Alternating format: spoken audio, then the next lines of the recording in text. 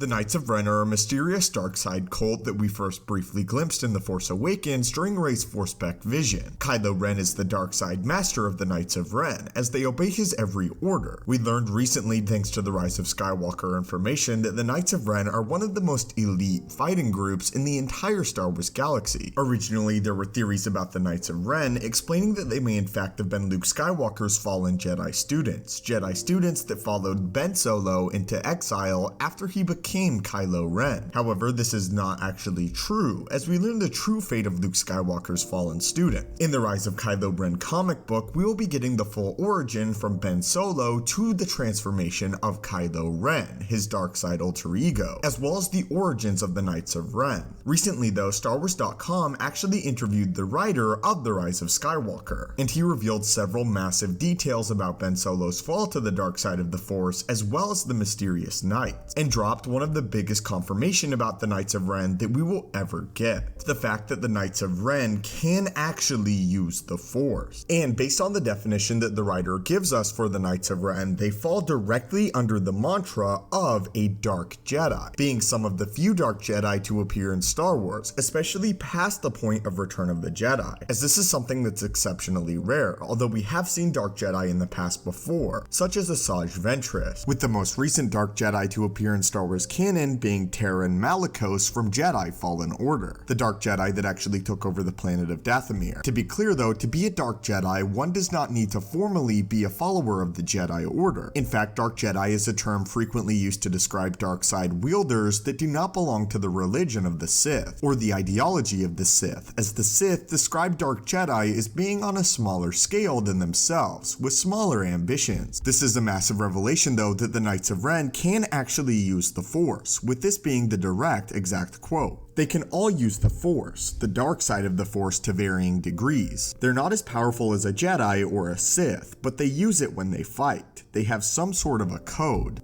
like a motorcycle gang, but it's not elaborate. They're very flexible. Like all good galactic thugs and scoundrels, they're in it for themselves. Mostly, they're just kind of out to live their lives the way they want to live them, and take what the galaxy will give them, and eat what the dark side sends their way. Again, based on this definition by the writer of the Rise of Kylo Ren comic book, the Knights of Ren directly fall under the mantra of a Dark Jedi. A Dark Jedi, on the other hand, has much smaller ambitions. He or she thinks only of himself. He acts alone. The ultimate goal is not galactic conquest, but personal wealth and importance. Like a common thug or criminal, he revels in cruelty and selfishness. He preys upon the weak and the vulnerable, spreading misery and suffering wherever he goes. With this being the definition of a Dark Jedi, the Knights of Ren fall directly under that definition. It is interesting that the Knights of Ren have now been confirmed to be Force wielders, although again not on the level of a Jedi or Sith as far as the connectivity to it, but it's an important distinction that the Knights of Ren use the Force when they fight. As we saw on the cover for the Rise of Kylo Ren, one of the Knights actually has a red lightsaber. This also somewhat shows the state of the dark side of the Force following the events of Return of the Jedi,